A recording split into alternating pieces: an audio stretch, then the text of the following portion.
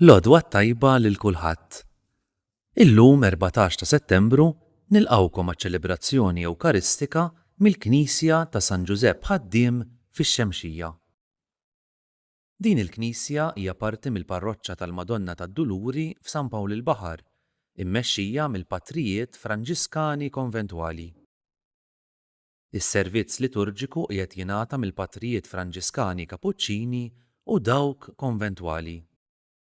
Matul dawn l-aħħar snin, il-ħidmiet pastorali bħalma huma t-tqarbin tal-morda u tberik tad-djar f'dawn l-inħawi qiegħed isir mill-Parroċċa ta' San Pawl il-Baħar.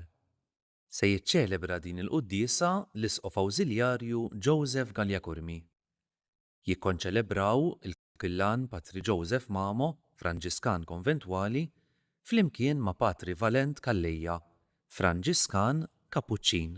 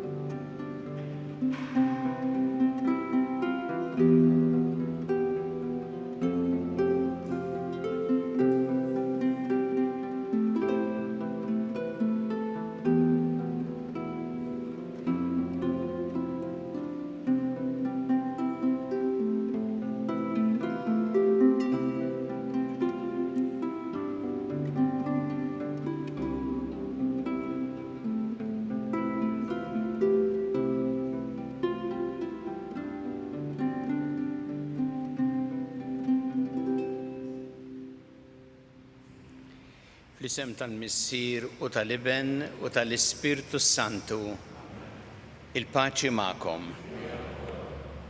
Niċċelebraw illum il-festa ta' l-eżaltazzjoni tas-Salib. Hija festa kbira għall-Knisja kollha u għalhekk aħna se niċċelebraw llum waqt li nqimu s-Salib ta' Ġesu li fih naraw is-salvazzjoni tagħna. Qegħdin hawnhekk fil-Knisja tax-Xemxija dedikata li San Ġusepp Ħaddiem. Nsellem lilkom ilkoll miġburin hawn, kif ukoll hawn Patri Joseph Mamo li huwa Kappellan ta' San Pawl il-Baħar, Patri Valent Kallejja li hu ħsieb hawnhekk fil-komunità. Nsellem lilkom ilkoll li qegħdin issegwuna permezz tat-televiżjoni u l-midja soċjali, nistedinkom biex flimkien aħna niċċelebraw illum din l-Ewkaristija b'ringrazzjament lil Alla u b'talba biex hu dejjem iħares lilna u l-familji tagħna u l-soċjetà Maltija. Biex nistgħu niċċelebraw kif jixraq din il-quddiesa ħuti jew narfu ħtijietna u nitolbu maħfra tagħhom mill-Alla.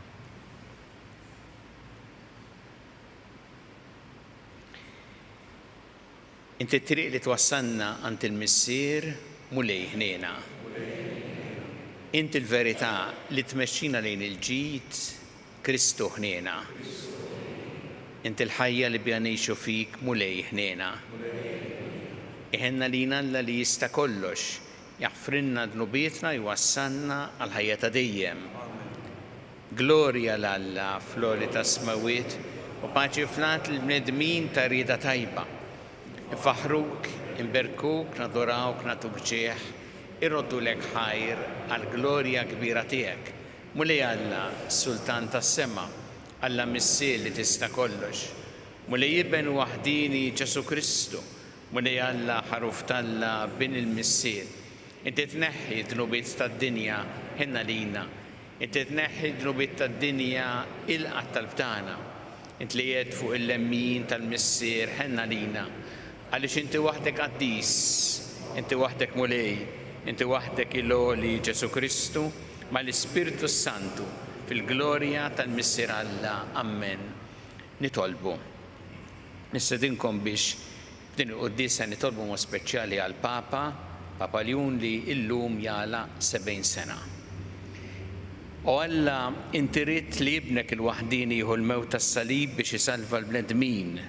Għamel li kif arafna l-misteru tiegħu fuq l-art, hekk jistgħu ilna niksbu fis-sema l-frott tal-fidwa li tagħna ibnek Ġesu Kristu Sidna li Alla u miegħek jgħixu jsaltan flimkien mal-Ispiritu Santu għal dejjem ta' dejjem.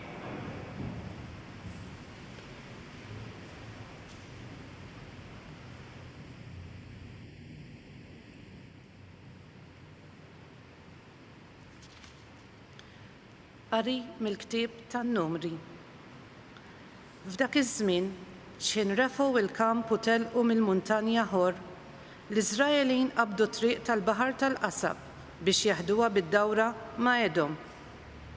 Imma l-poplu tilef sabru b'dan it-tul kollu u beda jgemgem għal Alla u għal Mosè u jgħid: Għaliex tellajtuna mill-Eġittu biex imutu fid-deżert? La ħobs u lanqas ilma magħhom u dan li kell ħafif ġbajna minnu. Għalhekk il-mulej bat ħafna sriep jħarqu qalb in-nies u bdew jikdmuhom hekk li mietu ħafna minn Iżrael. U ġie l-poplu għand Mosè u qallu: Dinibna għax għedna kontra l-mulej u kontrik. Itlob għalina qudiemu ħalli jeħlisna minn dawn is-sriep. Mosè talab għall-poplu u l-mulej qallu: Għamel serp jaħraq u qiegħdu fuq arblu. Kull min ikun migdu jħares ifiq. Mela Mosè għamel serp tal-bronż qiegħdu fuq arblu u meta xi ħadd kien jisfa' migdum mis-serp kien iħares lejn is-serp tal-bronż u jfiq. Il-kelma tal-mulej. Irroddu ħajr lil Alla. Tinsewx l-emejjel kbar ta' Alla. Flimkien, tinsewx l-emejjel kbar ta' Alla. Poplu tiegħi għatu widen għal-liġi tiegħi, iftħu widnejkom għal-klim fommi. Niftaħ fommi biex inxandar klim il-erf, nitkellem fuq ħwejjeġ moħbija mill-qedem. Flimkien, tinsewx l-emejjel kbar ta' Alla. Kienu jfittxuh meta kien jeqridhom, kienu jindmu u jfittxu l-Alla bil-ħerqa. Kienu jiftakru li Alla il-blata tagħhom, Alla l-oli il-feddej tagħhom. Flimkien, tinsewx l-emejjer kbar ta' Alla. Imma kienu jqarqu bih bi kliemhom, kienu jikdbulu bil-sinhom, għax qalbhom ma kienx sewwa miegħu, ma kienux fidili mal-patt tiegħu. Flimkien, tinsewx l-emejjer kbar ta' Alla.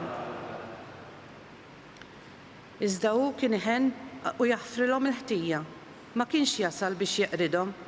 Ħafna drabi kien iżomm il-korla, ma kienx jixel iltu kollha. Flimkien, tinsewx l-emejjer kbar ta' Alla. Qari mill-littra ta' San Pawl Apostlu lil Filippin.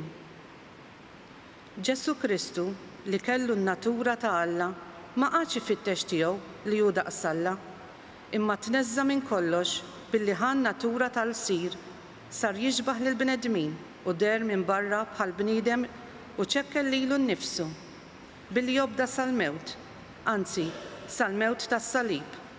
Għalhekk għallolih sa smewiet u żejnu bl-isem li hu fuq kull isem, biex bl-isem ta' Ġesu fis-sema, fl-art u fqih fl-art il-ħlejjaq kollha jinżlu għarkob tiegħu u kull il-sin jistqar: Ġesu Kristu u l-mulej għall-glorja ta' Alla l-Missier. Il-kelma tal-mulej.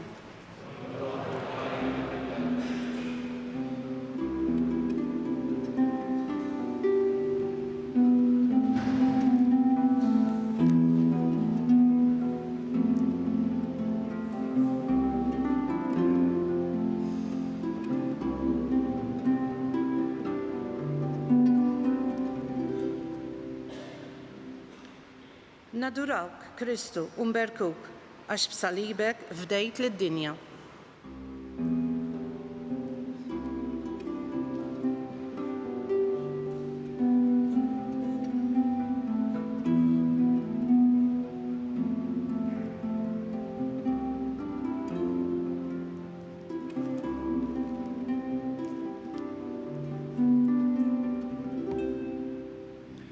Il-mulej ma'kom, qari mill-Evanġelju skont San Ġwan. F'dak iż-żmien Ġesu qal lil Nikodemu: ħadd ma tela s-sema ħlief dak li niżel mis-sema bejn il-bniedem. U kif Mosè fasser fid-deżert, hekk jien ħtieġ li jkun merfuħ bejn il-bniedem biex kull min jemmen fih ikollu il-ħajja ta' dejjem. Alla hekk ħab lid-dinja li ta' lill-Ibnu l-waħdini biex kull min jemmen fih ma jintilifx, iżda jkollu il-ħajja ta' dejjem.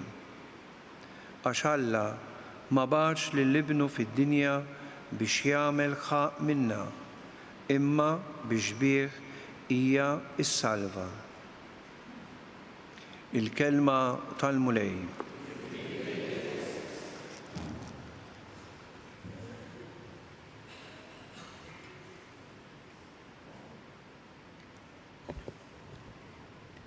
Slim għalik, salib, l-unika tama tagħna.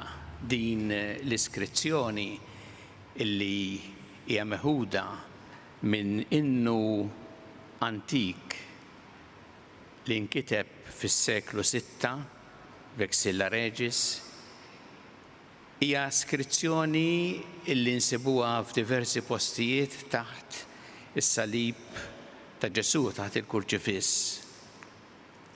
U kienet fl-istorja tal-Knisja wkoll iskrizzjoni li tesprimi wkoll l-iktar ngħidlek missjoni importanti ta' ċerti gruppi bħal kongregazzjoni tas-Salib Imqaddes li għażilha bħala motto. U f'dawn il-kelmiet għandna propju it-tifsira tal-festa li qed niċċelebraw illum, l-eżaltazzjoni tas-Salib Imqaddes. Għaliex meta aħna niċċelebraw il-festa tas-Salib Imqaddes, aħna qed ngħidu li fih naraw il-glorja, ir-rebħa. Ħadd ma jeżalta salib u fi żmien Ġesu ħadd ma kien żgur jgħaddilu minn moħħu li titkellem fuq glorja tas-salib. Għaliex fi żmien Ġesu is-salib kien il-pena kapitali tal-ikbar kriminali, is-salib kien ifisser tortura, dbatija, umiljazzjoni, dak kollu li tista' taħseb ħażin. U għalhekk meta aħna inħarsu lejn l-ewwel insara u naraw kif huma kienu jitkellmu fuq il-glorja tas-salib, hemm nifhmu il-bidla li seħħet meta aħna niċċelebraw lil Ġesu Kristu imsallab. Fil-fatt, Ġesu jispjega mod sabiħ ħafna fl-Evanġelju llum meta jgħid it-tifsira tas-salib għalina. Alla hekk ħabb lid-dinja li ta' lill-Ibnu l-waħdini biex kull min jemmen fih ma jintilifx, iżda jkollu il-ħajja ta' dejjem. Qed jgħid Ġesu dak li jgħix għaliex il-ħajja kollha ta' Ġesu kienet ħajja ta' mħabba kbira, ta' għotja kontinwament f'kull waqt tal-ħajja tiegħu.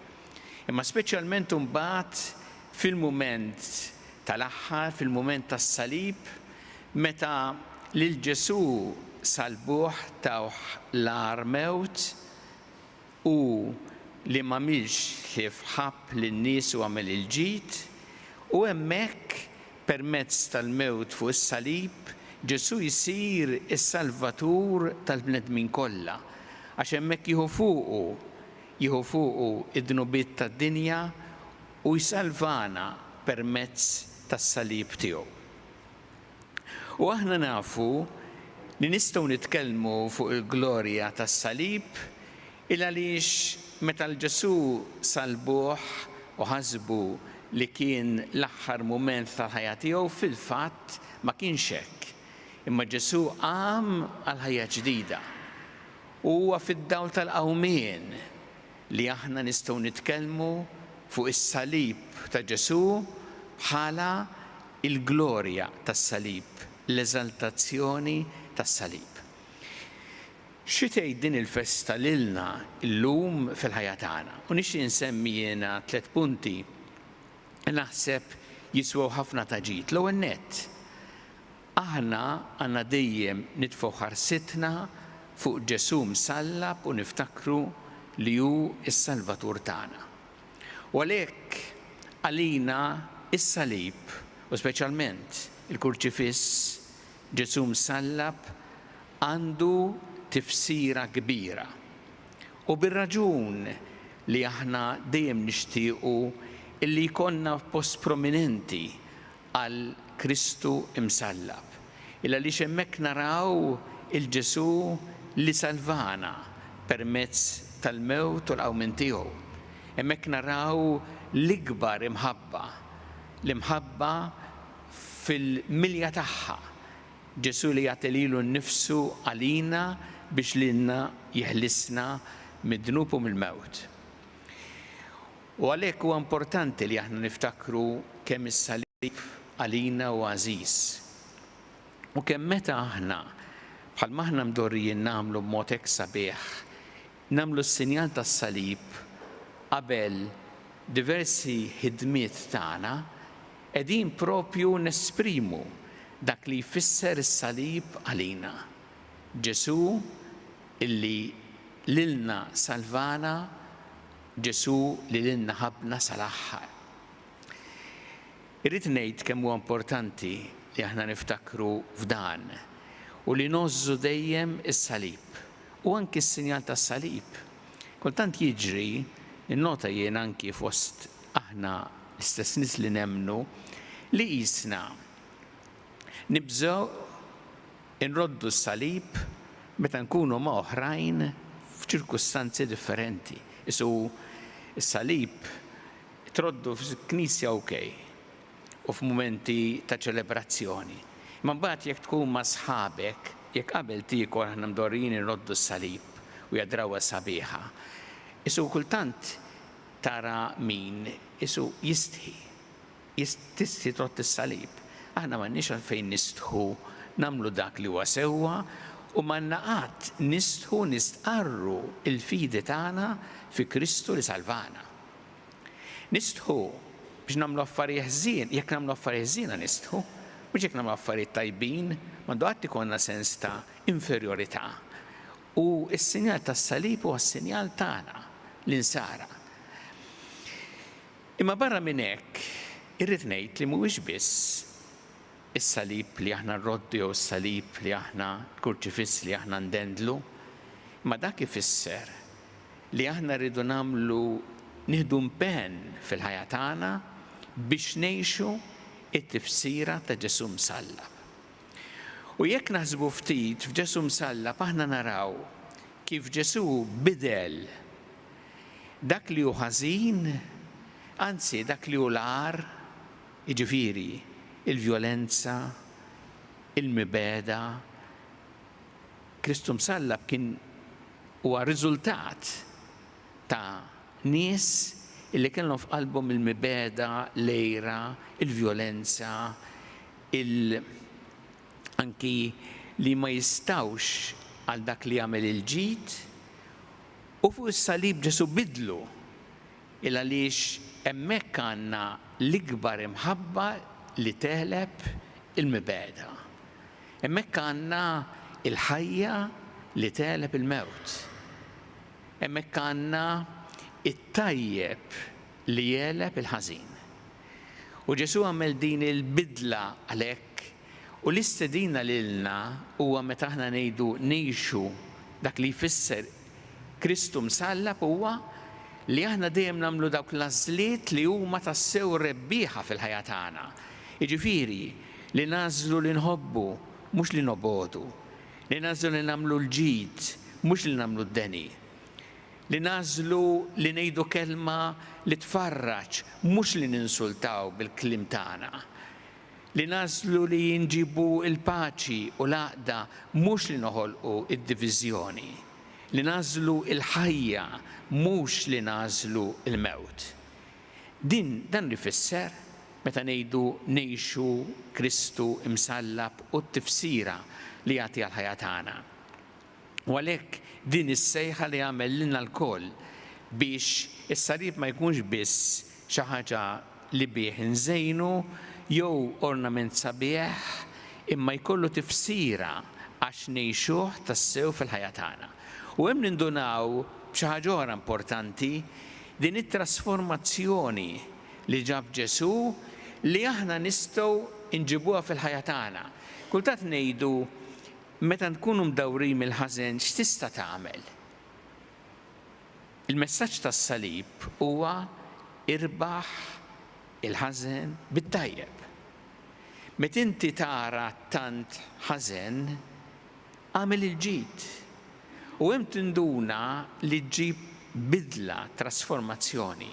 Ja dik il-bidla li ġab Ġesu msallab li kif nafu waslitu mbagħad biex qam għal ħajja ġdida u biex urina li dejjem hemm ir-rebħa f'din il-bidla. Meta aħna nażlu dak li hu sewwa, dak li hu tajjeb, anki jekk imbagħtu bħal murina Ġesu fuq is-salib, imma fl-aħħar mill-aħħar dik hija triq rebbieħa. Dik hija l-veru rebħa għal ħajja tagħna. U għalhekk il-bidla li nistgħu nġibu it-trasformazzjoni biex tassew nażlu dak li hu rebbieħ fil-ħajja tagħna. Iju nitolbu illum il-mulej aħna nħarsu lejn dan il-misteru tas-salib, l-eżaltazzjoni tas-salib, Ġesu imsallab li tant ifisser għal ħajja tagħna u ngħidulu dik it-talba sabiħa li nagħmlu meta aħna niċċelebraw il-passjoni l-mewt ta' Ġesu, nadurawk u Ġesu u nberkuk għax b'salibek u l-mewt tiegħek inti fdejtna.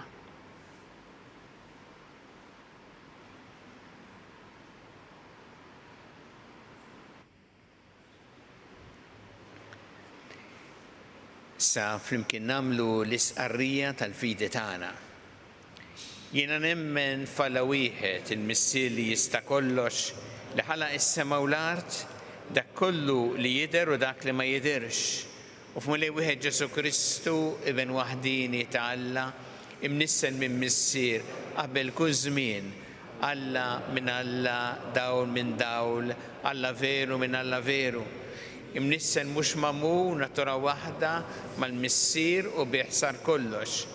Niżel mis-smawiet għalina l-bnedmin u għall-fidwa tagħna u ħaġġissem bis-seta tal-Ispirtu Santu minn Marija Verġni u sar bniedem.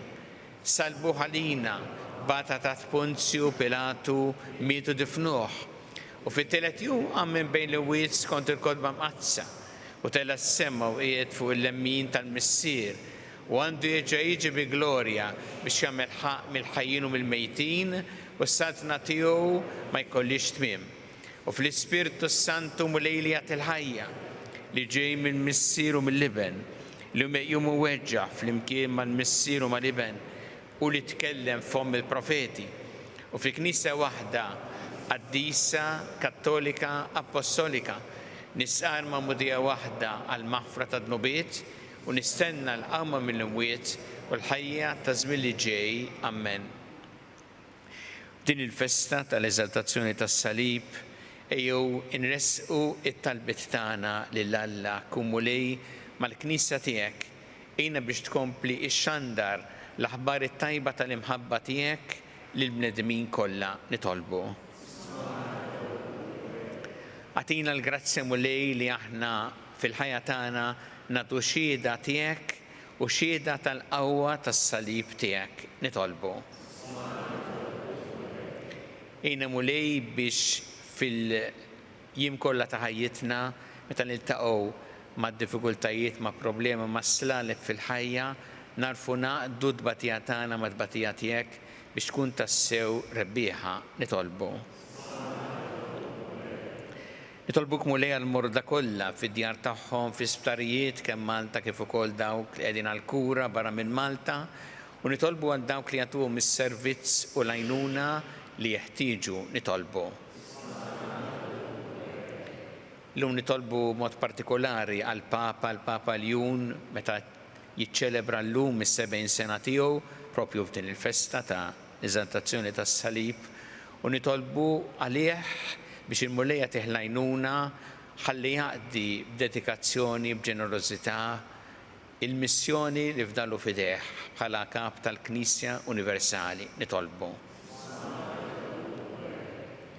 Nitolbu għal paċi fid-dinja, għal paċi f'tant pajjiżi fejn hemm il-konflitti u l-ġlied, għal dawk kollha li huma vittmi tal-mibeda, tal-vjolenza, tad-disprezz lejn il-ħajja u d-dinjità tal-bniedem nitolbu.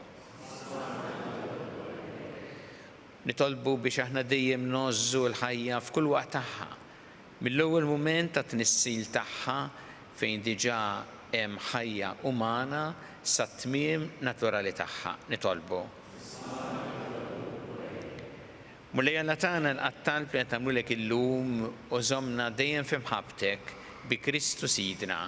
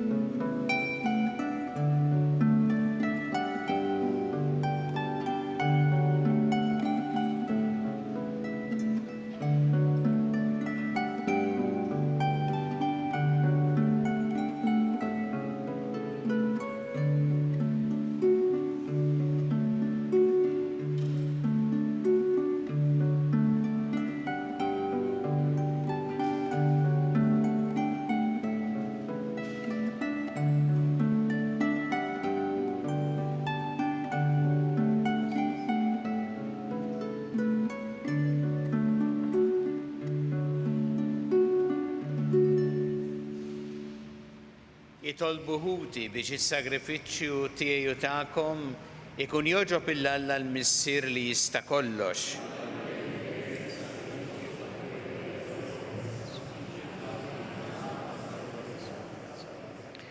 Naddafna minn kull ħtija bis-saħħa tas-sagrifiċċju li sejrin nofrulek bih neħħa d-dnubiet tad-dinja fuq is-salib ibnek Ġesu Kristu Sidna li jgħixu jissaltan għal dejjem ta' dejjem.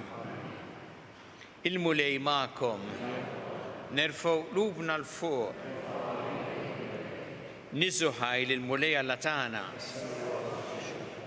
Sewwa xieraq tas-sew mulej Missier Qaddis, Alla ta' dejjem tista' kollox, tajjeb u taġġid tas-salvazzjoni tagħna li dejjem u kullimkien irroddulek ħajr. Int rid li s-salvazzjoni tal-bniedem isseħħ fuq l-ewda tas-salib biex mnejn nibtet il-mewt toħroġ il-ħajja. U l-għadu li rebaħna minn fuq is-siġra jintrebaħ minn fuq il-ewda tas-salib bi Kristu Sidna. Bih ifaħħru l-kobor tiegħek l-anġli, iemuk id-dominazzjonijiet jitredu qudiemek is-setat. Il-kol ferħana jfaħruk is-smewiet mas-serafin u l-qawwiet tas-sema. Fl-imkien tagħhom ilqa nitolbuk it-tifħir tagħna waqt li bil-qima intennulek. Qaddis, qaddis, qaddis, milli Alla tal-eżerċiti, is-smawit u l-art hija bil-glorja tiegħek. Osanna fl-għola tas-smawit. Birek minn ġej f'isem il-mulej, osanna fl-għola tas-smawit. Qaddis tas-sewint mulej inti lajn ta' kull dusija. Qaddes għalhekk nitolbuk dal-offerti bil-barka tal-Ispirtu tiegħek biex isiru għalina il-ġisem u d-demm ta' Sidna Ġesu Kristu. Li meta kien se jingħata biex mir-rajħ ibati bħal-ħobs rat il-ħajr qasam tal-id-dixxipli tiegħu u qal: ħudu u kulu il-koll minn dan għax dan huwa ġismi li jingħata għalikom.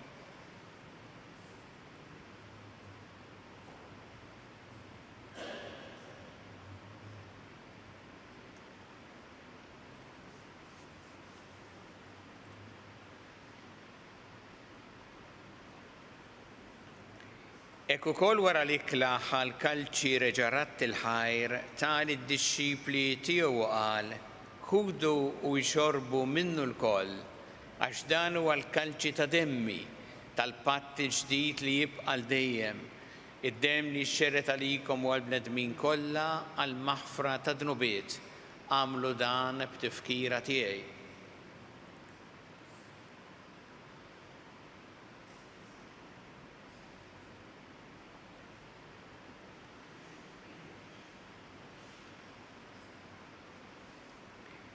Danu il-misteru tal-fidi, nħabbru l-mewt tiegħek mulej, nxandru bil-ferħ il-qawmin tiegħek, nistennewk sa ma tiġi fi glorja. Għalhekk aħna nagħmlu dan b'tifkira tal-mewt il-qawmin ta' Sidna Ġesu Kristu, nofrulek mulej il-ħobs tal-ħajja u l-kalċi tas-salvazzjoni u rroddulek ħajr għax oġbok tilqana qudiemek biex naqduk. U miċ-ċokon tagħna nitolbu li l-Ispirtu Santu jaqadna f'ġisem wieħed li lna nieħdu sehem mill-ġisem u d-demm ta' Kristu. Ftakar mulej fil-Knisja tiegħek imxerda mad-dinja kollha wettaqa fl-imħabba flimkien mal-Papa Iljun, mal-Isqof tagħna Charles, mal-Isqof Joe li jgħinu u mal-Ministri tiegħek kollha. Ftakar ukoll futna li raqdu bit-tama tal-qawmien, ftakar fil-mejtin kollha. Daħħalhom quddiemek fid-dawl tas-sebħ tiegħek. Ħinna lina l-koll nitolbuk, għatilna wkoll il-wirt tal-ħajja ta' dejjem flimkien mal-Verġni Mqazza u Malla Marija, San Giusepp, l-Apostli u l-Qaddisin kollha li jgħixu fil-ħbeberija tiegħek sa mill-bidu tad-dinja. Għamel li magħhom infaħruk u nsebħuk b'Ġesu Kristu ibnek. Bi Kristu ma' Kristu fi Kristu. Jingħata lilek Alla missieri tista' kollox flimkien mal-Ispirtu Santu kull ġieħu glorja għal dejjem ta' dejjem. Ew nitolbu it-talba li għallimna Ġesu li rrid li nitolbu bħala wlied tal-istess missier tagħna. Missierna li inti fis-smawiet jitqaddes ismek, tiġi saltnatek, ikun li trid int kif fis-sema hekk ta' fl-ard. Ħobsa ta' kuljum matina llum, aħfrinna tobietna, ma naħfru minnu ħati għalina, la daħannix fi tiġrib, iżda eħlisna mid-deni.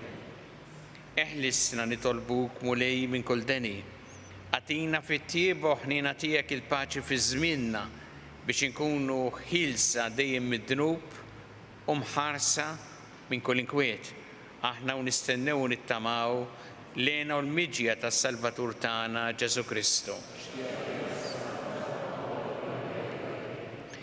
Muli Ġesu Kristu li qed l-Apostli tiegħek inħallilkom is-sliem, nagħtikom is-sliem tiegħi. La tħares lejn dnubietna iżda ħares lejn il-fidi tal-Knisja tiegħek. Għatija s-slim u l-għaqda li jintrid fiha, int li tgħixu s-saltan għal dejjem ta' dejjem. Il-paċi tal-mulej tkun dejjem magħkom. Nagħtu il-paċi li xulxin.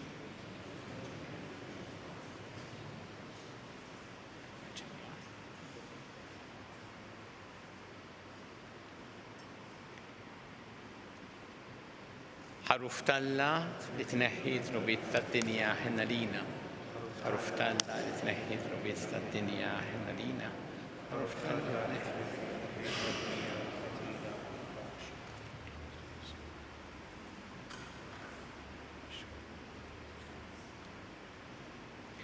danu il-ħaruf ta' Alla dan u li jneħħi id-dnubiet tad-dinja.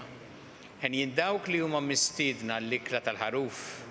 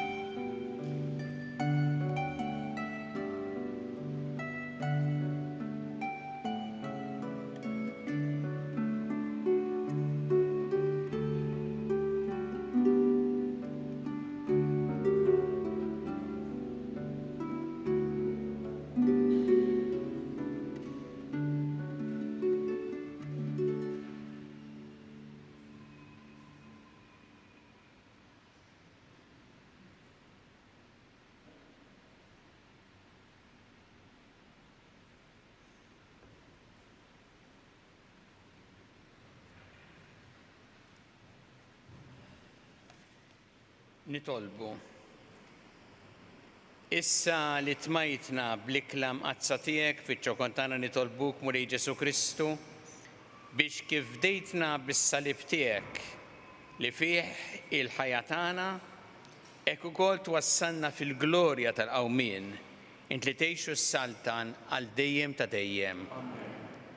Bakkarkom illi llum qed issir il-maratona għall-missjoni anke wara din it-trasmissjoni se jkun hemm mod kif wieħed isegwi u wieħed dejjem tajjeb illi jgħin mill-aħjar li jista'.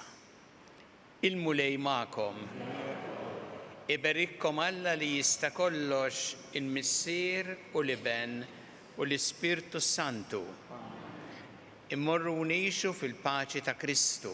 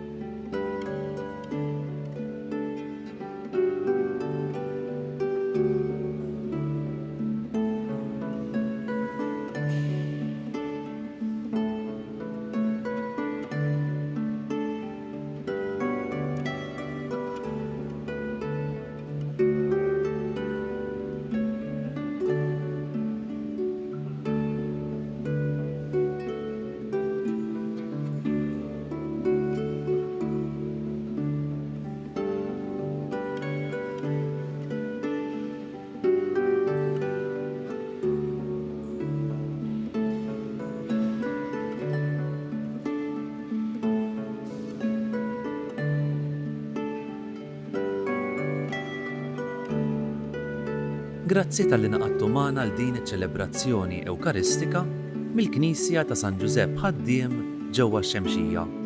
Peress li llum hija l-festa tal-eżaltazzjoni tas-Salib Imqaddes, nistednukom sabiex flimkien nitolbu. O Missier Qaddis, li bid-demm tal-Iben tiegħek salvajt id-dinja. Atina li bl-għajnuna ta' Ġesu dejjem niftakru bimħabba fil-prezz ta' din il-fidwa u li ninsabu mħarsa mid-demm imqaddes tiegħu biex hekk naslu għall-lena tal-ħajja ta' dejjem bi Kristu Sidna. Amen. Nixtiequ ninfurmawkom li s-7 edizzjoni tal-ktieb Kelma ta' Ħabib li hu ġabra ta' omiliji u messaġġi tal-Arċisqof Charles Cicluna daqt jinsab għal bejħ. Dan il-volum huwa mżejjen b'ritratti bil-kulur meħuda waqt diversi attivitajiet djoċeżani. Min jixtieq jordna dan il-ktieb u mħeġġeġ jidħol fuq il-website knisja.mt/kelma ta' ħabib. Nawguralkom il-kumplament tal-jum it-tajjeb mimli saħħa u barka.